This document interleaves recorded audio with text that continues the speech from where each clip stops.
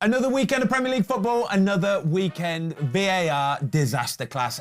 Genuinely, right? At what point are we going to ask the question and say, shall we just get rid of it? Lads, it is VAR. Yeah, get rid of it. Disaster. Disaster. In other news, massive win for Newcastle. Luton almost got a famous home win. Man City just absolutely steamrolling it. And Erik ten Hag, your job is safe for at least another week, maybe two.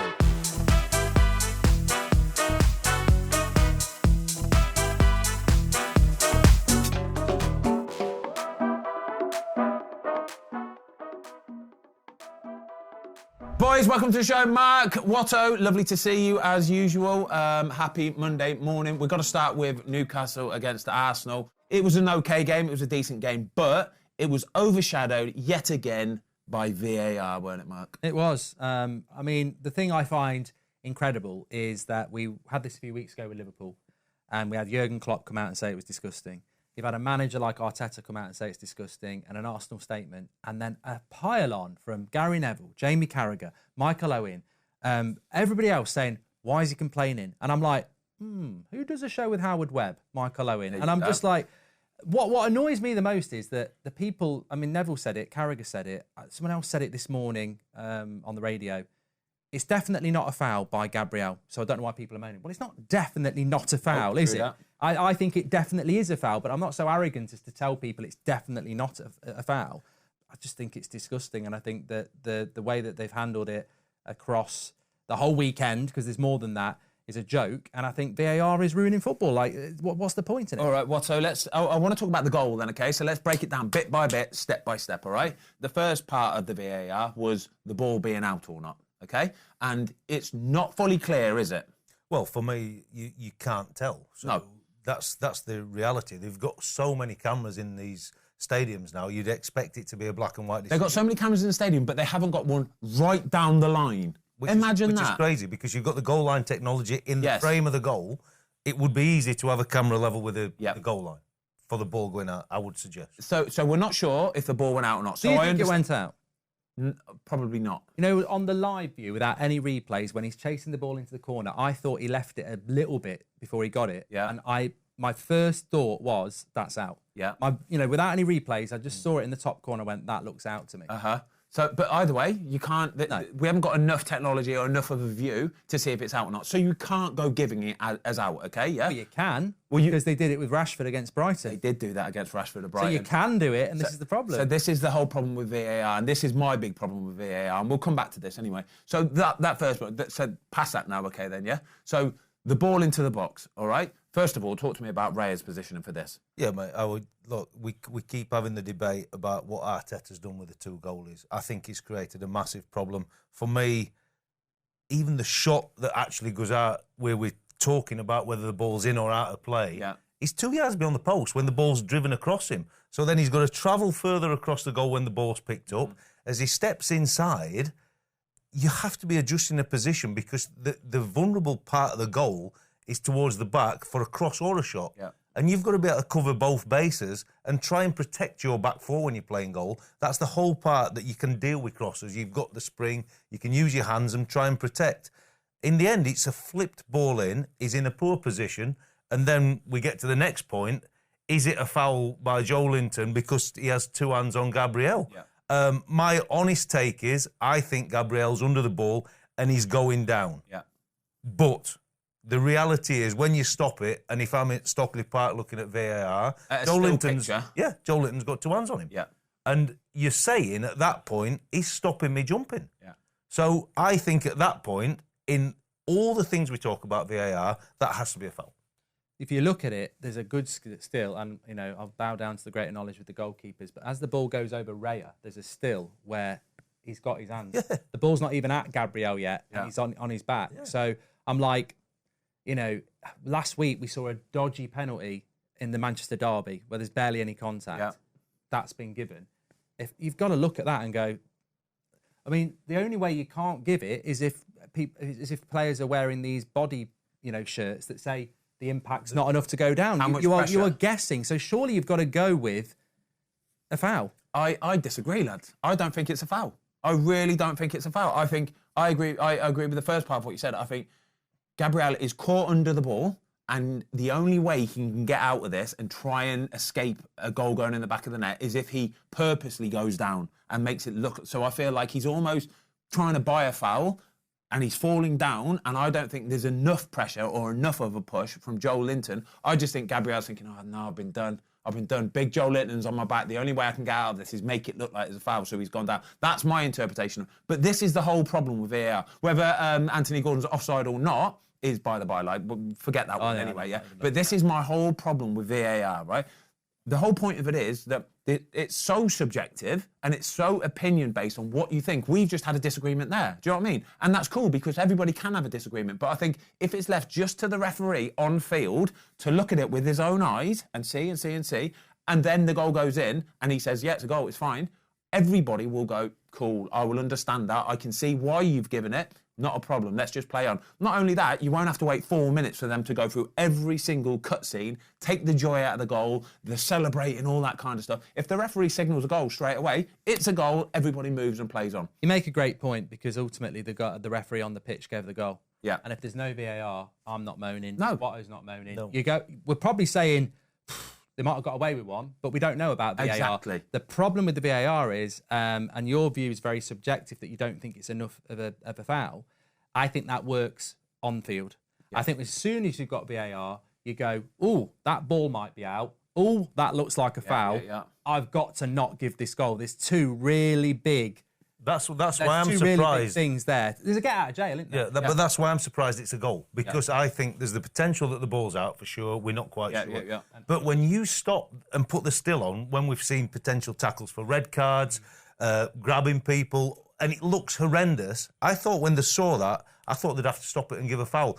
In normal football, 20 years ago, if the ref doesn't give it, we just crack on. We just carry on. I don't mind you saying it's not a foul. I don't mind Gary Neville saying it's not a foul. What I do mind is it's definitely not a foul. Yeah. It's not definitely not a foul because if it looks like a foul, it's a foul in the minds of people who think it is a foul. Yeah, sure. And the referee on the pitch not giving it's fine. But VAR should give it. They've got all the angles, all the slow-mos. This is where now I think why VAR is getting so dragged into the mud because so many decisions now are so subjective and so opinion-based. And I might think it's a foul, you might not think it's a foul. But the fact that VAR highlights it and then somebody somewhere is making a decision, not only is there a trust element in it where you just think, oh, well, he refereed against Aaron, he gave it for them last time and he's not giving it. That's the bit that worries me. So I just think, why don't you just let the referee make the decision on field there and then with the subjective ones and then the black and white ones that can only be fact. The offside ones, well, even the offside ones, they're getting wrong at sometimes. But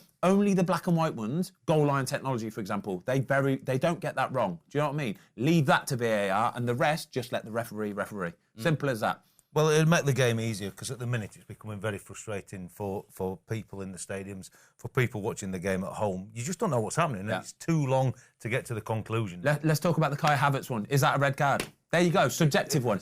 Is it a red card? It's a red card all day, any day. Yes, 100%. 100%. He's out of control. It's a red card. He's out of control. But he's only not broken his leg through luck. Yeah, like, have you seen it coming? Yeah. If VAR cannot give that as a red card, we might as well scrap it because it's finished.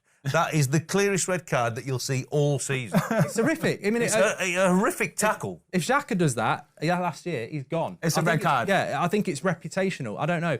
And the Bruno Guimaraes one is a red card. Like, he literally sees Jorginho, lifts his hand up and goes like that. I mean, if it's not, what do they call it? Violent conduct? Yeah. It's a red card. It's like me running down the street and just going, never mind, unlucky. What are they going in VAR? Oh, he's not hit him hard enough. To be fair, he's not hit him hard enough. I've been it like that before. It's not too bad. But you always respond to players, don't you?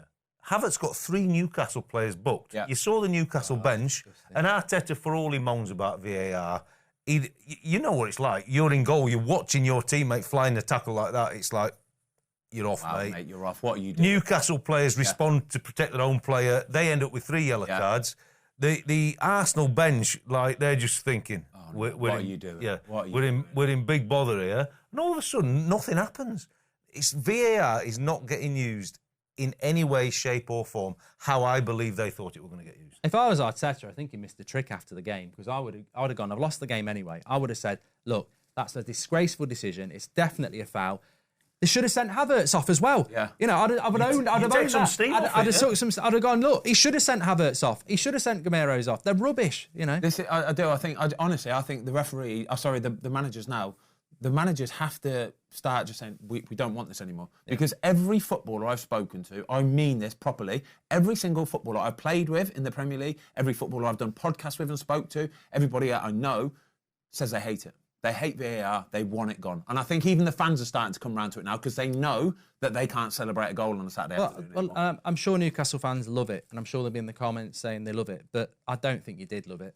No. Because you had a massive goal in a massive game and you had to wait 3 minutes for it. It's pathetic. And actually, it would have been given anyway by the on-field ref, and you'd have loved it a lot more. And that's the sad thing. All right, I don't want to talk about VAR anymore for this segment anyway. We'll probably talk about it later because guaranteed there were some more VAR mistakes made elsewhere in the Premier League this weekend. I want to talk about, Watto, if you can, I want to talk about Arsenal's front line, okay? So Eddie Nketiah, I think everybody now has got to the point where they realise he's probably not the solution. Fantastic hat-trick last week against Sheffield United, but I think this is their problem, Arsenal, is, yeah, sure, he's going to do that against the Sheffield United, but when the opponent is stepped up a bit more quality, they need more quality in that position. Toney has been linked with Arsenal, massive move. They're talking 60 million, 80 million, even 100 million. Do you reckon he could be the answer? I agree with you. I think it's very easy. It's not easy in the Premier League, and Sheffield United are a Premier League team for sure. But it's easier against the lower ranked teams. You've got so much going on, especially when you're playing at home. When the big games come and the moments are there, you need a proper centre forward. I think Toney has done remarkable stuff at Brentford, if I'm honest with you. And I like the way that Brentford utilise him. The argument will come, he's going to play for Arsenal. Are they going to demand slightly a different approach from their own centre forward? But unless they get a centre forward who plays as a centre forward, where he can link with the two wide players and be a real caveat up the front of the team, I think they're going to struggle. They didn't look like they were going to score a goal at Newcastle. They didn't, did they? No, and look, it's the first loss of the season for them. And Newcastle away is a real tough place to go, and they've got a lot of things going in their favour at the minute. But if you're not playing with a recognised centre forward who's at the level to cause problems for that Newcastle back four, then you're not going to win the league. Definitely. I agree. I think I've said it about Nketiah a few times. He's a flat track bully, really. You know, he'll get you goals against lesser teams, but in the big games, I've seen Arsenal a few times, and he's not a defender. And let's not forget, they haven't got bottom in Newcastle. It's Lascelles and Shaw. So they are slightly vulnerable, and they defended. I thought both defences played very, very well. Yeah, they were the strong points of the game, and I thought Declan Rice had a good game. But going forward, it's Saka or nothing, isn't it, for Arsenal? Are we paying 60 mil for Toney? Yeah. Got a good goal record, hasn't he? A lot of penalties. You get more at Arsenal. I think he'll do wonderful at Arsenal. I think he'd do really well. And in the modern market, if you're getting him for 50 or 60 mil, I would say that's potentially a snip. I mean, I'd want better. Yeah. If they've got any more money. I mean, look, if you look at Man City, they've got Haaland. If there's something better out there, I'd go for it. But if that's their budget, yeah, good signing. All right, let's talk about Aston Villa. Watto, we're going to start with a little bit of Emi Martinez talk, if you please can, my friend. Fresh off the back of winning the Lev Yashin Award for best goalkeeper in the world. They go and lose 2-0 to Nottingham Forest, and he has a bit of a stinker as well, doesn't he, with one of the goals? I think that's plain in goal, isn't it? He would have been on Monday evening feeling on top of the world, and obviously he's a confident guy. He always exudes that with his back four and the way he plays. Obviously, Forest start the game house on fire. They start the games really quick. Another quick goal in the opening 5 minutes that's nothing to do with him. But they actually survive that period and come in 1-0 at half-time. And then you think Emery will get into them. Tactically, he'll be a little bit astute. He'll have seen where they're vulnerable. Start the second half. Right, guys, here we go. And a shot from 20 yards that he would save 99 out of 100. He gets a big top hand on it. I actually think he probably goes beyond the ball. Yeah, is that what he's done wrong? Is that so? Break it down for me. Is this the problem with this and how this goal has gone in? Has he got too much of a hand on it? He's got too much on it. I think he sees it late, and that's why he comes with a top hand, because he's got his own bodies in the way. And as he comes across, normally the top hand would fly it over the bar or really out towards the byline for a throw-in. Yeah.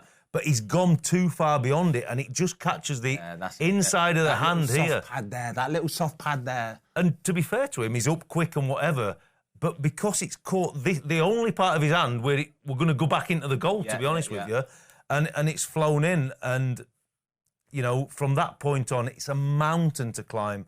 That's the problem, by the way, with going with a top hand as well. Is if you're diving to your right and you're going with your lead hand, you know exactly where that lead hand is, don't you? You know exactly what part of the ball you're about to touch, and you've got so much more feeling. As soon as you start bringing this hand over, and that is just all over the shop, honestly. You'll be able to get your hand on the ball, but you won't be able to know exactly where you're getting the hand on the ball. There's two bits. You haven't got the control. Yeah. But then also, you see it late, but your hand's coming across your face. Yeah. Where when you go in with your leading hand, you've got all this. You're watching. Here. You're watching the ball. You're watching to it all the way. And normally that's why from distance you want to go with two. So if the ball has a little wobble, you can adjust a little bit. But when you fly that top hand up and the ball may well have wobbled and it comes back in this way, at that point you're just wanting a stop. Yeah. And hopefully it comes into this area here where you can pick it up. But because he's shot across and the ball's wobbled and it comes off the only soft bit here and it's so fine line, that detail to stop that ball. Look at it. This is world-class goalkeeping talk. This is. But he'll be devastated because any goalie don't like getting beat from outside the box. God, no. And somebody who's just had the award, the Yashin Award, I think not for a guy who's won the World Cup, it don't put more pressure on. But obviously we're highlighting that today. But he would feel as though he's stopped his team getting a result because at 2-0 the steam's gone out of it. Yeah, he'll know. He'll be absolutely gutted. And I still think he is probably one of the best goalkeepers in the world at this moment in time. So I know he'll be absolutely They all make fine. mistakes. Yeah, what about the? What do you think about the Forest goalkeeper? Because I've got him in my FPL, Matt Turner. I didn't pick him this week. He's been doing well, but out the team for the former Benfica goalkeeper I can't pronounce.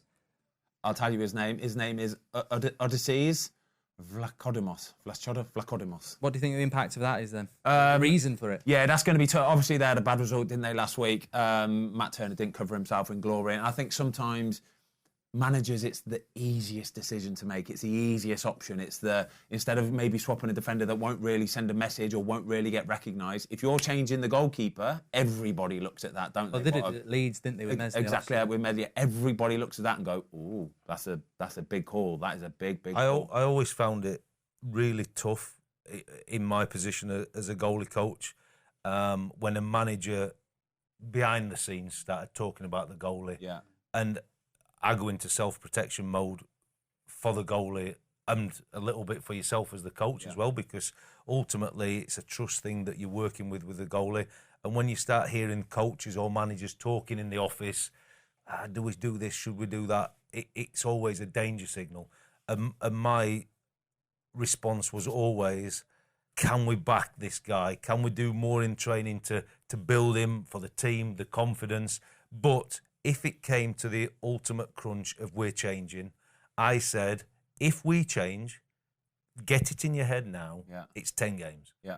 We're not going to go, if whoever we put in makes a mistake in any of these first 2, 3, 4, 5, 6, we're saying it's 10 games. We've got to back him. Because if we don't back him, the other guy is not coming back in with any confidence. This guy thinks it's just a one shot in the dark. It's a massive decision. And we said it last year on this. When the teams start changing the goalie, it is last chance saloon. Yeah. And ultimately, I think Forest, because of the 3 teams that have got promoted, are not going to be anywhere near the relegation trouble. But it's not a good thing when you start changing the goalie after 10 games. This is the problem with chopping and changing the goalie. Everybody spoke about the Raya Ramsdale situation. It's a problem, mate. It is. It's a problem that. Well, did you see Ramsdale in the cup midweek? Made some right clangers. He's not. His head's all over the place, so it will be. That's understandable as well, isn't it? When you're the first choice goalie, and you know you're the first choice goalie, you know you got the managers back in, the players back in, the goalie coaches back in. You can go onto that pitch and not have to worry about all that stuff. You just play your best football. It'll be the same with this situation here at the weekend for Nottingham Forest. The new guys come in. He didn't have the busiest of games. He didn't have the defence. In fairness, Forest well. defending was incredible because Villa had a lot of the ball, a lot of chances, a lot of balls into the box. They defended it absolutely fantastic. But for a game to come straight into and win 2-0 clean sheet at home, it's a fantastic start for him, isn't it? Yeah, for sure. But the amount of times I had as a goalie coach, when obviously the goalies in the team would never know the fights that you have behind the scenes to make sure managers don't make rash decisions by listening to other coaches, because it's easy. Yeah. And I think that's what your job as a goalie coach is. Look, you believe that you've got the right man in between the sticks for sure, but you've got to fight for your guy. And ultimately, the manager makes the final decision. But there has to be a big picture on the final decision. It's world-class talk. I love this. I could do this all day, lads. We're going to talk about Man United. Mark, I feel they got away with one at the weekend, you know. I do. I feel they got away with one at the weekend. Even you, and don't you lie, because I've seen your stream, all right? And I saw when Bruno had that ball and he was jinking, he was doing this, and even you were saying, don't shoot, and he goes and gets one off, and fair play to him. It was a good finish. We'll talk about the goalkeeper in a minute, because I guarantee you Bernd Leno will be absolutely gutted with this goal going in the back of the net. But just talk about Man United on Saturday morning. I think it was exactly what Manchester United needed to do. They've had a really hard week. The press have been all over him to sack him, which I think is incredible. He's now the quickest manager in our history to get to 50 wins, which is stupid to even be. You know, the media need to look at the bigger picture here. You know, you can't just have a witch hunt just because it's Halloween. You know, he's had a hard week. He had the Rashford stuff, and it's Fulham away. And I knew it was going to be difficult. I mean, there were some United fans after the game saying, "Oh, well, they won, but they didn't play well." I was like, they ain't playing well with that team. That is just literally survival football. They grafted. They should have had a goal, which obviously you think was offside. But Fulham had chances. We had chances. They fought to the end. They won the game. I'd take that. I actually said afterwards, I'd rather win like that than win 3-0 against a really bad Fulham side, because it's a tough place to go. And they've played for 90 minutes. They've played for the manager. They've played for the fans. Yeah. And fair play. And you know, I never expected a good result. It's survival football for United. You mentioned the McTominay goal that was ruled offside. Give me your perspective on it then, because I do. I just think it's offside because I think as soon as Harry Maguire is in an offside position, as soon as that ball comes into the box, he has no business running after the ball. Yeah, if he doesn't, because he's offside, he shouldn't be running for the ball. So the defender, if Harry Maguire is not there, just clears that ball away.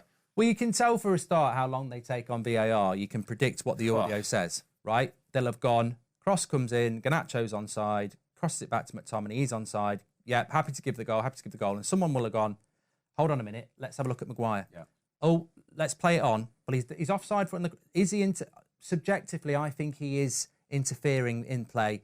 Let's get the referee to come and have a look at it. And I'm like, it's like what you said about the Newcastle thing. If there's no VAR, that's a goal. Yeah. And we're all happy and we celebrate it. Like, nobody's going to say anything about it. No one's going to say it. They've gone looking. You'll say, yeah, that's cool. That's fine.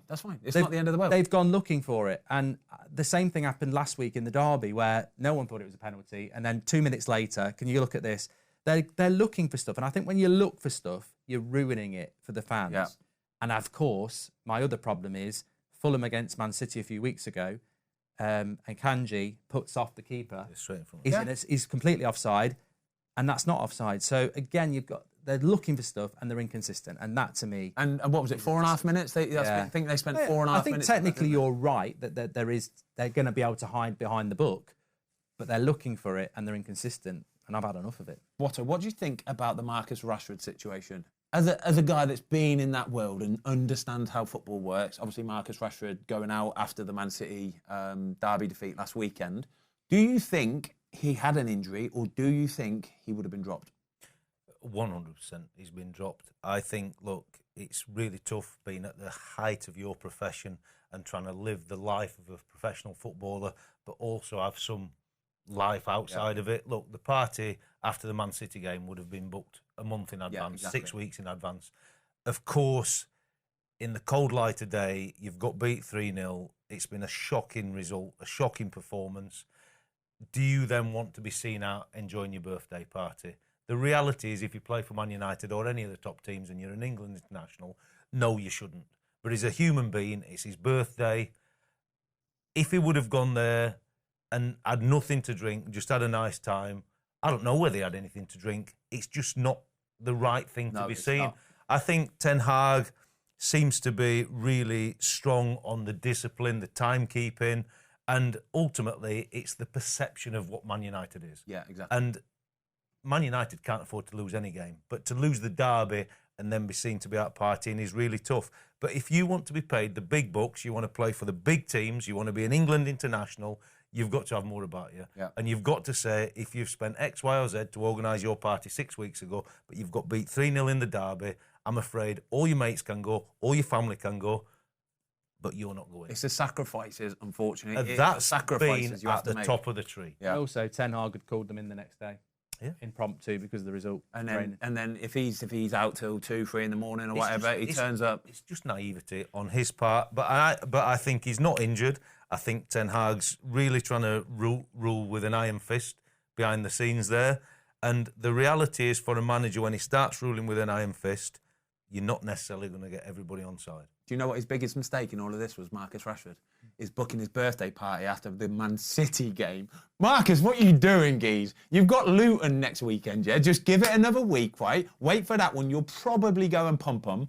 Book it for that one, all right? Do not book it for the Man City game. Come on, mate. Everybody knows how that one's going to go. It's ridiculous, isn't it? Yes, just crazy.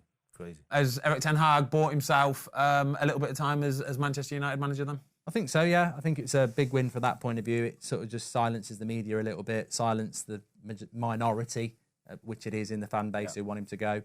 Like you say, some winnable games to come, international break, get some players back. I'm sure the pressure will be back on him again before Christmas, but for now, yeah. Before we move on, quickly, Bruno Fernandes, should he be the Manchester United captain? Are we happy with him keeping the armband to the end of the season? Yeah, 100%. I mean, I don't really get... I sort of get what Roy Keane was saying as a former great Manchester United captain, but my issue is if you take it off him, a bit like taking the goalkeeper thing away, undermines Bruno, probably puts him in a bad position, you know, it makes the manager look weak, and who do you give it to? Yeah. I mean, Maguire's already had it. Can't he was give it probably back to him. you can't give it back to him. And he's probably the next best one at the moment to give it to, and he's playing well without it. So I think you keep it with Bruno, and he's just won us the game in the last minute. So you know, best of the best. Give it to Scott McTominay. McSauce. The warrior. The warrior, mate. Braveheart. I'd give it to him all day long. I would. And let me just quickly say about Bruno Fernandes, though. I loved it in the dying minutes of that game, just before we scored the goal. You could just see. I could see somebody that just wanted the ball. He was like, he's not the only one on the pitch, but he was the one that he wanted to make something happen. He wanted to get hold of it. He wanted to take his players on, play 1-2, and he wanted to get that shot off. And you could see that sort of, that urgency and that passion, and that's the bit that I really liked. I did like that. Right, let's talk about Man City then, okay? Steamrolling win, 6-1. But let's talk about this guy, Jeremy Doku, okay? So he's the youngest ever player to have 5 goal involvements in a single game. 21 years old. 4 assists, 1 goal. This is maybe a massive, massive question here, right? But could Jeremy Doku go on to be one of the best wingers in the world? Is that a massive statement, early doors? It's a massive statement, but we've spoke on the show a few weeks ago about Bellingham, what he's done at Real Madrid, playing for England.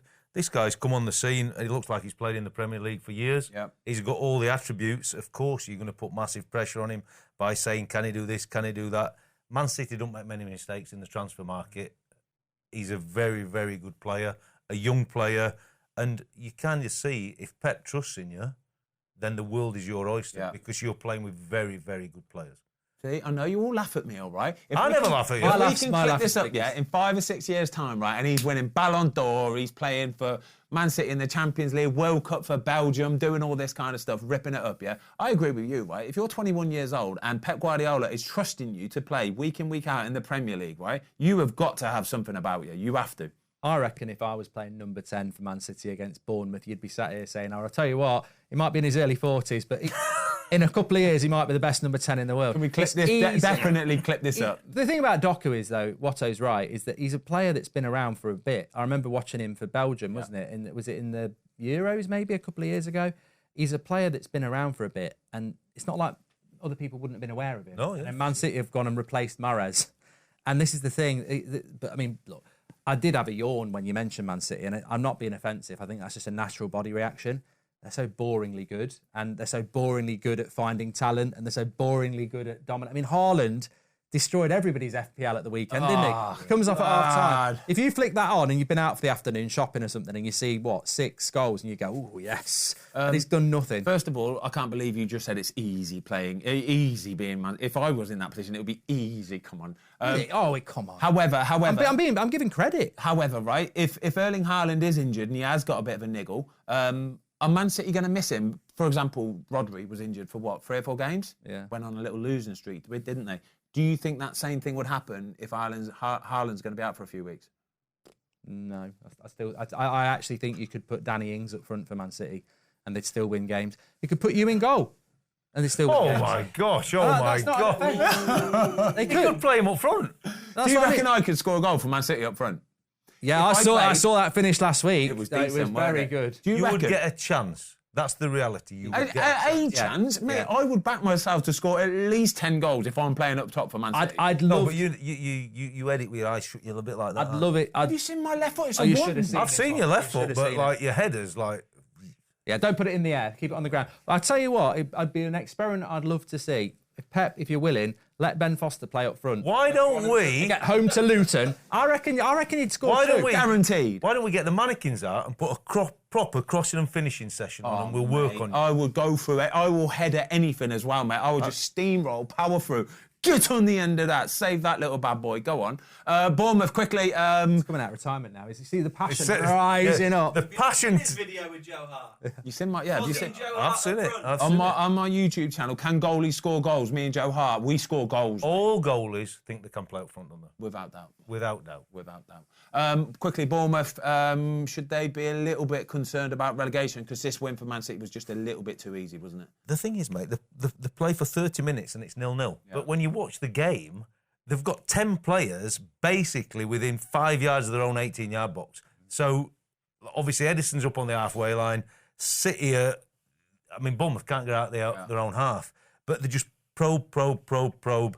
They've gone there basically to try and keep it tight for as long as... But as soon as the first goal goes in, there's no plan B. Yeah. That's the problem you have when you play away at Man City. I think, obviously, with winning the weekend before, it was a free game for Bournemouth. You don't want to get beat 6 for sure.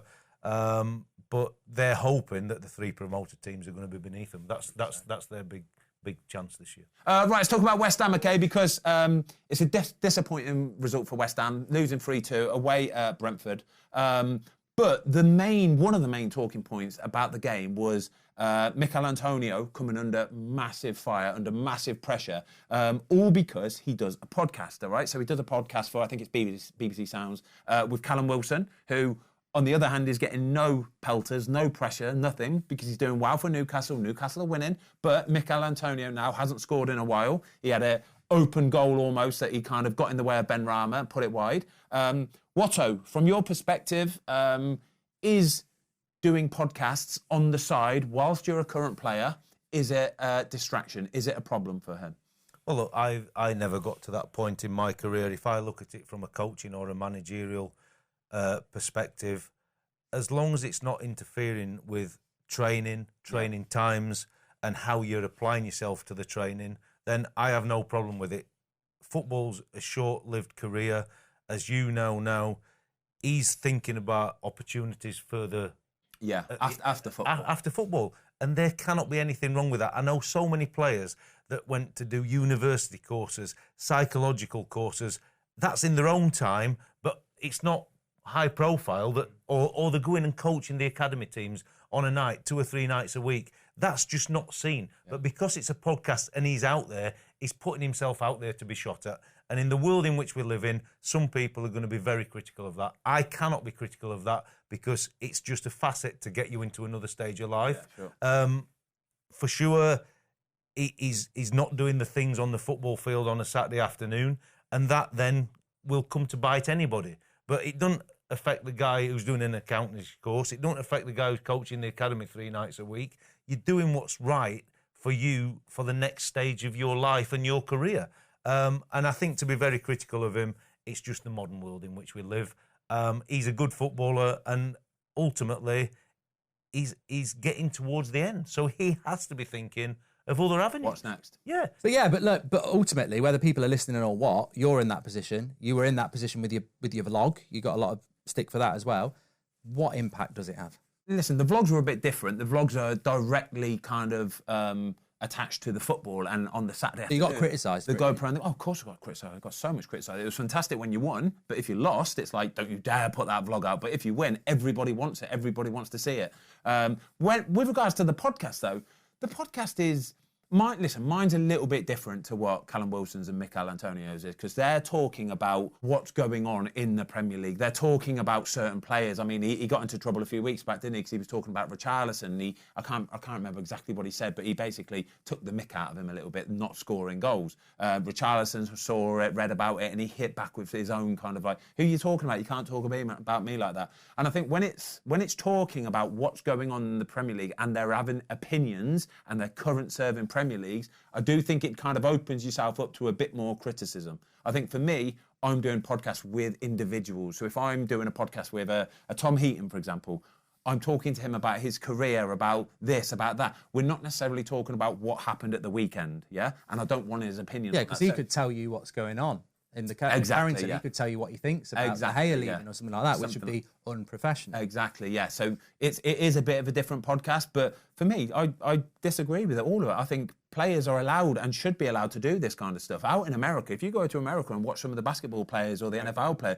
they've all got podcasts. They've all got their own YouTube channels. They go and talk live. They do streams, and they're talking about absolutely anything and everything. And the clubs, the league, everybody loves it, and they want that to happen. If you're going to do it, I think, my opinion is, if you're going to do it, you've got to be Ronaldo. Because if you're going to talk the talk, you've got to walk the walk. Well, the problem is he's not walking the walk. That's the gobbing problem. off. That is the problem, yeah. That's the only thing I think the difference is for you. When you were doing it, you showed the lifestyle of what you were doing. Yeah. Obviously, you had the camera in the goal, but you showed the empathy with the coach driver. You showed the lads having the pre-match meal, evening meal. You showed what everything was like behind the scenes, and you weren't being critical of anybody who you're in the same league with, you know what I mean? I think when you do a podcast and you're in the environment, I don't think you should be being critical of others at that level.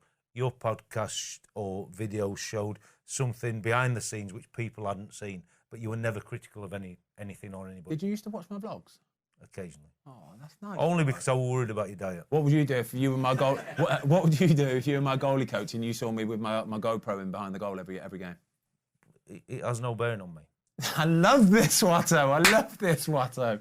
Right, I want to talk about Sheffield United Wolves. VAR, yet again, stealing the show.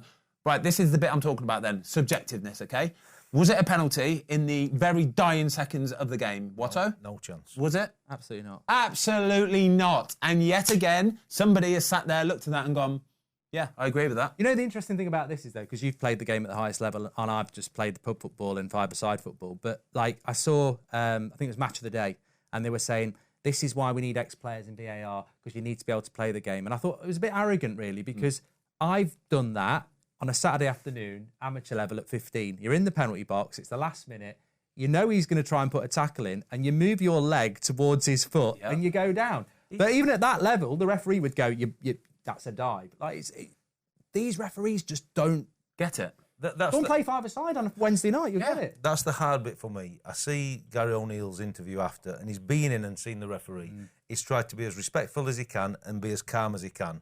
And the referee has told him, watching the clip together, it's still a penalty. I've been in there as a member of staff. I've been in with the computer, and we're looking at this, and they will not ever turn around and say, well, no. They've never admit to a mistake. No, and that's the problem. He's gone. He's halfway down before the foot's just nibbling at him. And that's the thing. It's the last kick. Sheffield United have not had a win, have they? You know, they're going to try anything. And it's not wrong of what he did. It puts the referee in a position, and he's made the decision, he's given a penalty. But surely they have to say, look, he's half down there. It's the last kick of the game.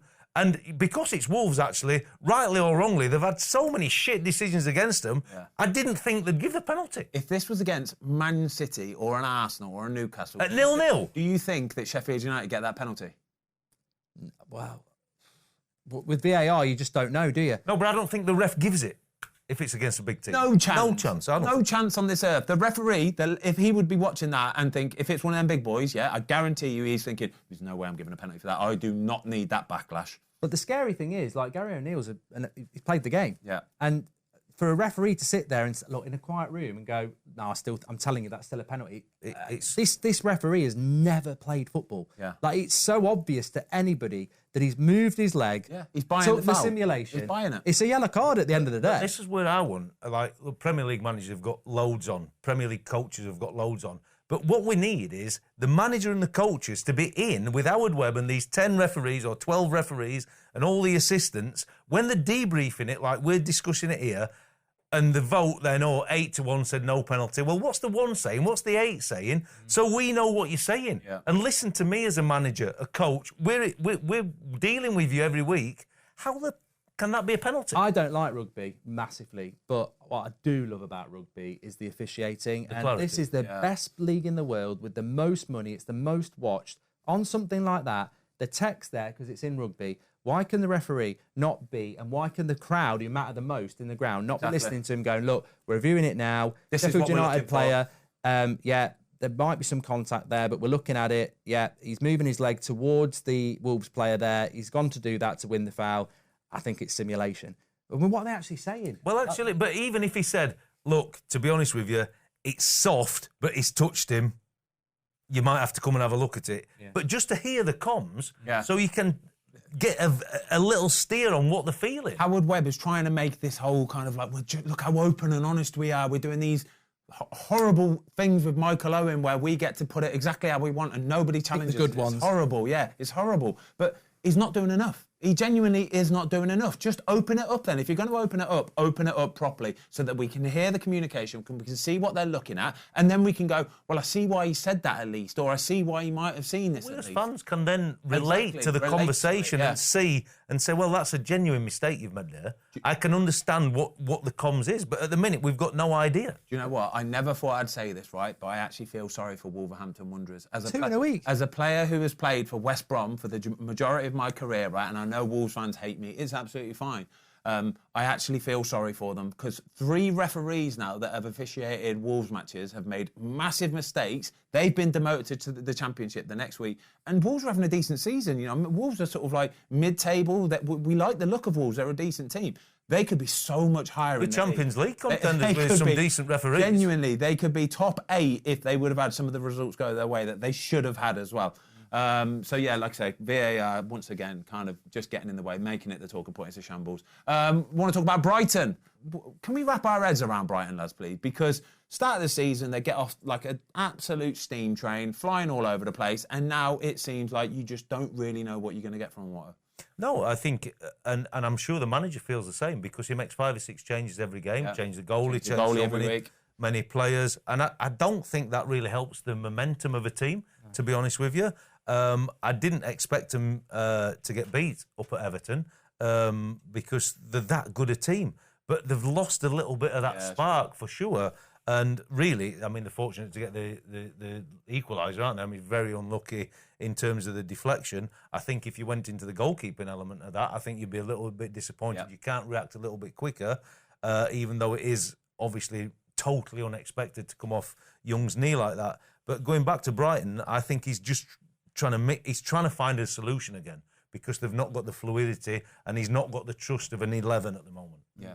Look at that for a stat, by the way. Everton had 17% possession in that first half and they were 1-0 up when they went in at the break. It's brilliant, isn't it? That is Sean Dyche all over. But do you know what? Listen, as an Everton fan, I'm sure sometimes it's a little bit frustrating when you're playing these sort of teams and you've got, 20-odd% possession, but you know you're always going to have a chance in the game. As long as you can keep in there, that's Sean Dyche all over, isn't it? As long as you can stay in there and keep it tight at the back, you know they'll always go and nick a horrible, horrible goal. So I think Sean Dyche, for me, is doing a fantastic job at Everton. Yeah, I think they've got out of trouble, haven't they? I mean, they're not going to go down because of the teams that are already down there, and they have started to pick up some good results. I mean, it wasn't that long ago. They lost at home to Luton. Yeah. I mean, who does that? But no, I think he's steadied the ship there, and Everton certainly need that, don't they? Yes, they do. Right, guys, I want to talk about Burnley. Another disappointing result for them. Do you know what? I expected some big things from Burnley when they came up this season. They steamrolled the Championship last season, playing some fantastic football. Vincent Kompany sticking true to his guns. He's going to play this style of football. It's just not working out for them, is it?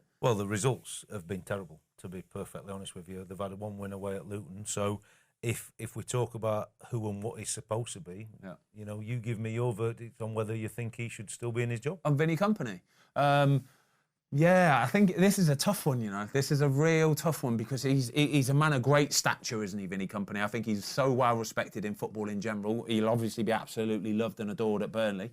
But at the end of the day, if you're kind of bottom of the league and you're losing week in, week out, and you're sticking to your guns and saying, no, we're going to do it this way, we're going to do it this way. The Premier League is such a massive difference from the Championship. And it's cool playing that way in the Championship when you've got the players and the ability to do that. But in the Premier League, there's going to be 12, 14 teams that are going to play the same style of football as what you're trying to do, but they're going to be better than you. They're going to be fitter, they're going to be stronger, they're going to be better technically. They're going to beat you. It's as simple as that. And then when you mix it up and play against the teams that are going to be more physical, they're just going to steamroll you as well. So at some point, you have to look at it and go, yeah, it's great that you want to play this philosophy and you want to play this style, but we might have to look at changing it a little bit. And if the manager's not willing to do it, maybe somebody above him is going to go, well, if our manager's not willing to do it, we might have to start looking at employing somebody who is going to really do that. It'd be interesting to hear from the Burnley fans, to be fair, because I'm never really hearing any kind of, do you know what I mean? I never hear any rumours that Vinny Kompany's under pressure. You hear it for Sheffield United, for Heckingbottom, but you don't ever really seem to hear it about Vinny Kompany. He's got a lot of money in the bank, hasn't he, I think, with the fans, but ultimately Burnley are not Luton. Luton, this is a dream. Yeah. Burnley were an established Premier League side under Dyche. They've gone down, they've come back.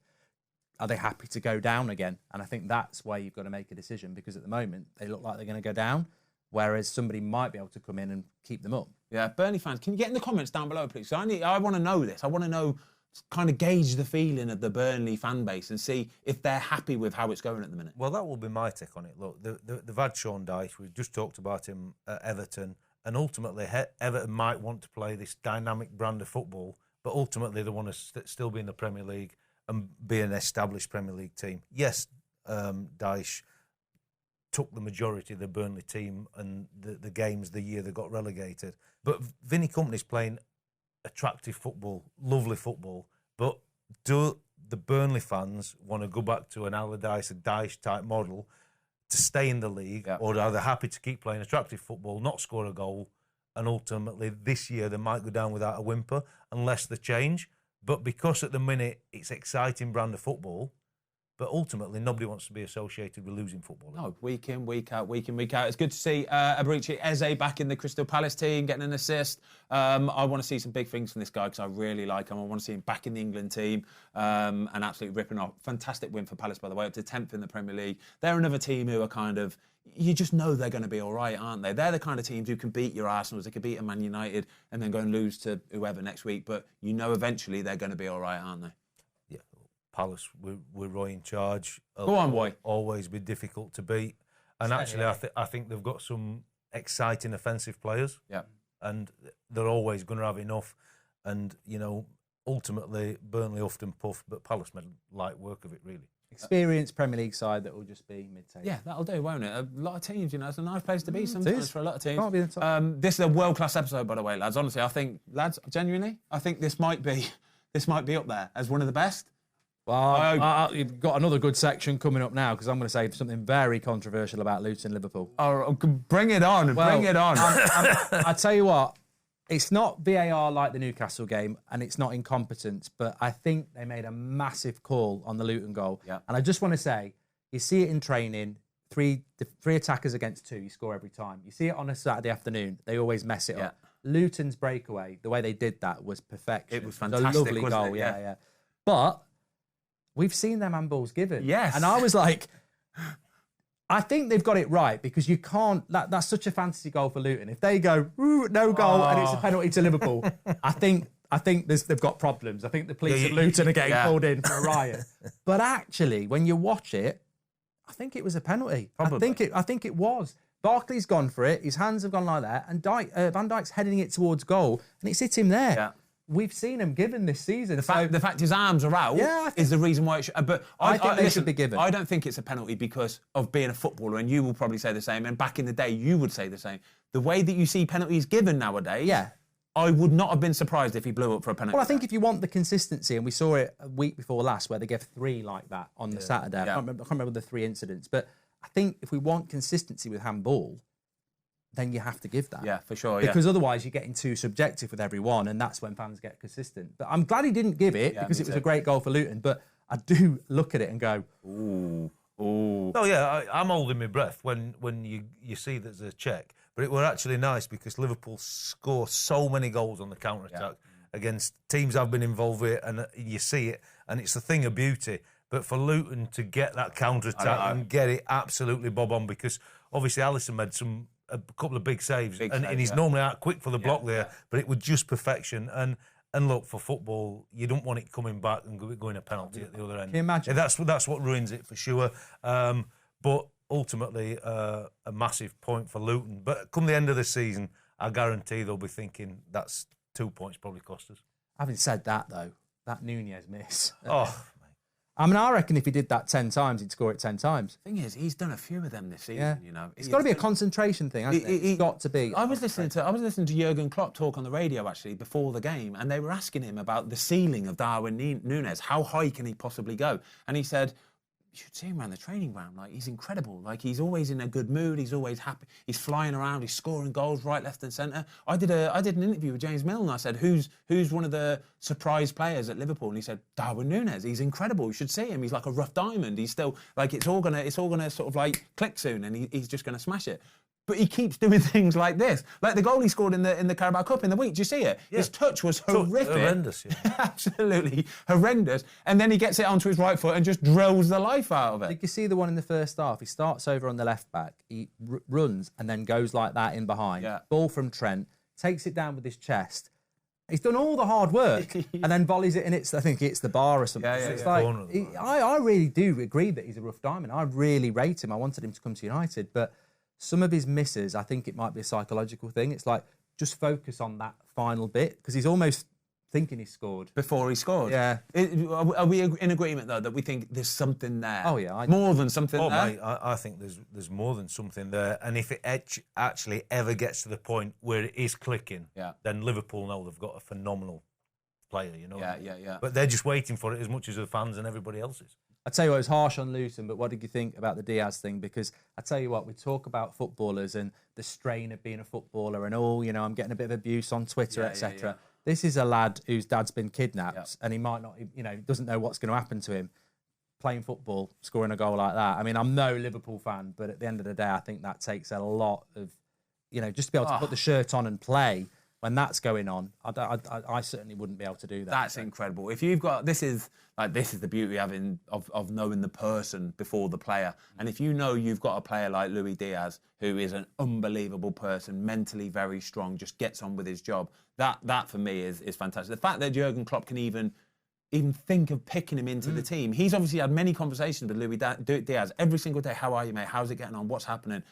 Do you want to be in the squad at the weekend? For Luis Diaz, he probably's gone, I want to be in the squad. I want a distraction from it all. I want to be able to do that. And to be able to trust that, as Jurgen Klopp, you must go, oh, what a guy. What a guy. So to see him score that goal, and listen, I'm absolutely gutted for Luton because I'd have loved to have seen them win that game. It's a massive coupon buster. We were all on our group chat, weren't we, last night, lads? And even I said there's going to be about 10 minutes at a time added on. There was 8 in the end. And I said, Liverpool will probably go and win this 2-1 anyway. They went and scored that goal, and they still had 3 or 4 minutes in fairness to them. But it was a fantastic game, a nice little end to the weekend's Premier League football. Actually, it's not the end of the weekend's Premier League football. Do you know why? Because it's a Monday night football game, lads. Yeah. It's a Monday night football game. And should have been Sunday afternoon, this should have been a Sunday afternoon, but you know what? I'm happy that it's on tonight because I know that I'm going to go plot up. I'm going to light my candles, right? I'm going to get some din-dins. I'm going to have a nice little beer, maybe. You got an open fire? No, I haven't got an open fire, no. But we haven't all got your money, all right? We haven't. I've got that much. He's got more than me. We haven't got an open fire. Yeah. He's got an open fire. Oh, look at this. Tom, you've got one, haven't you? Tom's got one. James not. He's got a candle. It's not much to sing about in a 2 up, 2 down, mate, but it's just what we have, isn't it? 2 down my ass. Chelsea Spurs tonight. We can do a little prediction at the end, but I just want to talk about Spurs for a minute, right? Because everybody's been buzzing with this. Everybody's talking about Ange and this and that. But if you're a Spurs supporter right now, rightfully so as well, you should be absolutely buzzing with what's going on in your football club, wouldn't you? I hope they do win tonight because it's been Man City. Oh, I'm going to yawn again. It's Man City's weekend, isn't it? Yeah. Liverpool have lost. Arsenal have lost. Villa lost. So we need Spurs to win tonight. Otherwise, City put the pressure on that. But I reckon it'd be real. I think I went with the draw, didn't I? When we did win, lose or draw. I think it'll be close. But if Spurs do win it, it's a massive statement. How do you see it going tonight, Water? I think it'll be an emotional night for Spurs fans as well because Pochettino's coming back. And, it'll be the first time he's been back. And he did unbelievable things for the football club, didn't he? They got to the Champions League final and things like that. So for him, it'll be an emotional night. And I think he'll get his Chelsea team revved up. I think Spurs are a better team than Chelsea. Yeah. I think what Ange has done, and we talk about the Ange ball all the time, I want him to win because I want him to make the title race as it should be. I think if Spurs can take the emotion out of Pochettino coming back, I think they should win the game and win the game comfortably, to be honest with you, the way they're playing football. I've got a question for you. Go on. As a Spurs fan, do you agree if there's a bit of booing and stuff for Poch today? No, I don't like that. I don't like that. It's the same with Declan Rice last week. I disagree with it completely. I think somebody who's been a manager at your football club for such a long time did such good things with them as well. I know he didn't win anything, but he did such good things with Spurs. It would be nice to see them just give him a little ripple, little round of applause, and then it's like, right, let's just crack on with the game and go and win this one. If you had to pick one of the two to manage your football team, who are you picking, Big Ange or Mauricio? Well, I didn't want Poch at Man United, so I'm going to go Big Ange. Oh, what-o? You got him. This is a toughie, this is. I've never spoke to Ange, so I've not got that feel for him, but I've spoke to people who have worked with him and are working with him now, and he's supposed to be unbelievable. I've had the pleasure, if you like, to speak a lot with Pochettino. Why do I get the sense he's going to sit on the fence here? No, I'm not. I can't break it I'm up. not, because I've never sat on the fence in my entire life. Right. I backed you time and time again when managers wanted to drop you, so let's leave it there. Even if he's wrong, he won't sit on the fence. So because I don't know Ange, and I've just got a little bit more empathy with Pochettino, I would go with Pochettino. Ooh, I'm going to go with Big Ange. Yeah. I'm going to go with Big Ange. I love it. I love that kind of... I love watching him. If you had Big Ange at Man United, he would be able to do a bit of Man United. He would. He would not give a toss about these players doing this and that. If you're a dickhead, he'll go, get out of my team. You're a dickhead. Done. See you later. I don't care how much it costs me or the club or whatever. You're done. I'll get somebody in that's going to run his heart out for me. It's early days, but if he does continue to do well, you've got to look at the rest of Europe and go, why has no one else picked up on this manager? And let's not forget, he wasn't Spurs' first choice either. Spurs had a couple of others lined up before they went with him. So what a find. Spurs, this is going to be a good game tonight, by the way. If Spurs win, they go back to the top of the league, 2 points clear of Man City. And if Chelsea lose, they will stay in 13th position. Oh, my God. So if Chelsea lose this tonight, 11 games played, they're in 13th position. And this is funny as well, isn't it? Because all last week, it's pressure on Ten Hag, who's one win away from 50 wins, etc. But Chelsea and Poch, £1 billion spent, no pressure at all from the media. It helps being a media darling. It does, it does. Right, everybody, this has been my favourite episode I've ever done on the Football Fill-In, and it's going to get even better right now because we have got the world-famous Football Fill-In quiz. I'm on 3 points, Mark's on 3 points, Watto is brutal at this and he's only got 1 point, and I'm going to take the lead today. I'm going to be out there 4-3 up against this guy here. The quiz.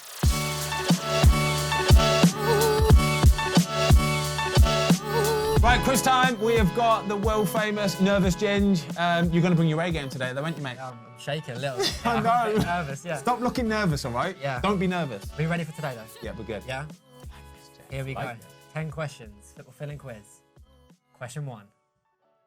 Which Hull City manager gave a half-time team Phil Brown. talk on the pitch? Bruni. Phil Brown. Bad question, that. No, he hasn't. I haven't had that question before. I was going to say Phil Parkinson. I knew it, but I had Phil Parkinson, man. Question 2. Career path. I have played for Leicester City, MK Dons loan, Barnsley loan, West Brom loan, Newcastle. Harvey Barnes. Correct. Good shout. That was a good one. 1-1-0. Question 3. Can you name a player who has worn the number 9 shirt for Spurs in the Premier League? Teddy Sheringham. No. Sergei Rebrov. Sergei Rebrov. No. Oh, Number 9. I know who it is. I know who it is. are you sure? Yeah. Anderton. Correct. Anderton. Is That that is his third name? outrageous, by the way. So you've got Darren Anderton, Les Ferdinand, Frederick Canute. Freddie Canute, come on. That's the name I was trying to get out. Rezgor Rezanak, Dimitar Berbatov, Roman Pavlichenko, Roberto Soldado, Vincent Janssen, Gareth Bale and Richarlison. Yeah, Did well with Anderton. He wore number 14, he did. 1-1-1. 1-1-1. 1993, Who did you say? 99. No, 11. He wore number 11 at Spurs. Rebrov, he said. Sergei Rebrov. There we go. 1-1-1. All square. Question 4. Who is the highest German scorer in Premier League Klinsmann. history? No, he is third. Rosler. No. Uwe Rosler? That's the worst answer ever. No, he scored a lot of goals. Not in the top 3, unfortunately. He's buying time here. Buying time. Buying Jay. time. You asked a question about 3 seconds ago. I know his plan. No, just it's take ridicule your me time. and buy yourself some stuff. Yeah, Properly think exactly. about it. Properly think about it. You don't know anything, all right? Klinsmann is third with 29 goals. 3. No. Yeah. Not yet. Come on. What do you mean not The yet? highest German goal scorer in the Premier League.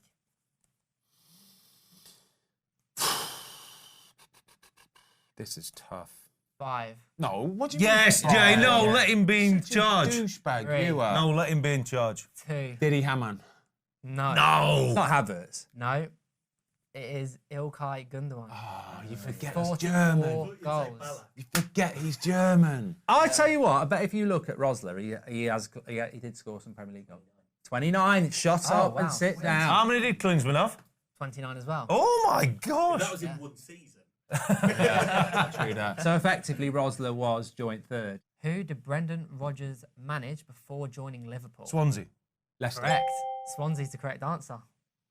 What do you look at me like that for? Honestly, the look there, mate, it's terrible.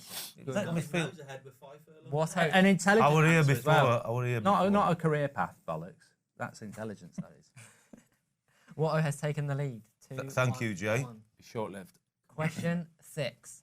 What is the nickname of Juventus? Old lady. Old lady. The old lady. is the correct answer. Is it not the Azzurri? No. No, it's Italy. They're called the old lady because there's a club wear black and white, and that's resembled as old lady attire, apparently. That's So, it. There we go. Who got the answer? Mark. Yeah. 2 Last old lady 1. Ben. Yeah. Question 7. Which 2 countries hosted the 2002 World Cup? Japan and Korea. South Korea. Correct. Correct, Mark. How does he know 3, that? Don't know, mate. How does he? 1. Because I watched it. Yeah. I was 1. You were probably there, weren't you? No, I didn't get the wasn't. call up. Watching it around his house. I'd laugh if you had been called up and you didn't get the answer. Can't remember where I was. Just in a hotel 24/7. It's boring. Didn't like playing for England. It was boring. Yeah, we were on the lash, weren't we? Good some of them. Question 8. The 2022 World Cup was held in Qatar. Name the only other side to host the tournament without previously competing in the competition. South Africa. Correct. Oh, this is That pathetic. That is really good. That is knowledge. Good answer, yeah. 2010 World Cup. It's just You coming were there- back. weren't I you like there for that Celine one? Dion. It's all coming back. Stop coming back to me now. Monotone there, was Yeah. We'd be a good barbacoa. Yeah. Triple. Oh, coming back Oh, to me quartet. now, We'll get big. Jamie in. Yeah. Baritone. So Baritone. basically, one having a 4-3. No, What- 4, 2, 1, and there's 2 questions left. So Come on, Watto can Watto. tie Come on, Watto. for a tiebreaker. Question 9. In the Kepa Arrizabalaga incident where he refused to be subbed off, who was the manager? Caballero. Oh no. Who was the manager? Sarri. Sarri was the Oh, you correct just won it answer. for me. Thanks, mate. Oh, what have I done? What have I done? I thought you were going to say with a sub goalie. Nah, No, I did as It well. was You did Sarri. well, I yeah. haven't got that. Sorry, what I've killed you. No, there. no, I should have waited, shouldn't I? I knew the manager. I could see the scenario. I thought you were going to go I did off track Sarri a anyway, bit. so you may as well have got Is it. it Mauricio Sarri? Michel? What's it? Maurizio. Mauricio No, Sarri. sorry, yeah. Maurizio Sarri. Yeah. Yeah. 4-2-2. We've killed it. That was in 2009. I just don't want to come 19, by last. the way. I won't lie, I just don't want to come last. All right, mate. Question 10. Question 10. Timu Pukki plays for which national team? Finland. That was Ben. Yes, it was, Ben. Yes, it was, Watto. You came last again. Mate, I haven't been laughing at you. You've hardly got on the board last few times I've been At the end here. of the day, if you come second or you come third, you still lose. Still Last, Yeah. And that's it. That is the end of the quiz. Any That's it. tiebreakers? I have 2 questions left. I've got the 1 question go, and then also got the question. Let's just Oh, do go them for on, fun. just Let's do just it. do them for Yeah, fun. for fun, yeah. I Do them feel for, like do I them found, for the community. I found a So- rhythm now. I feel like So as Mark 1, is that? Yeah. is yeah, that- Mark's one. Give him the crown. There we Yeah. go. Question 11. So staying on the Finnish vibe, which Finnish defender made over 300 Hippier. appearances for Liverpool between 1999 and 2009? It don't count now, though, does it? Yeah. Just Well, no, knowledge. it's technically still easy. Jari Litmanen, he was finished, wasn't he? He didn't play in defence, though. Finish. He's not finished. Is he finished? Question 12. What club did Gary Lineker play for after Leicester City? Everton. Correct. Oh, what? Watto would have. He could have won that quiz. Coulda, woulda, shoulda, coulda.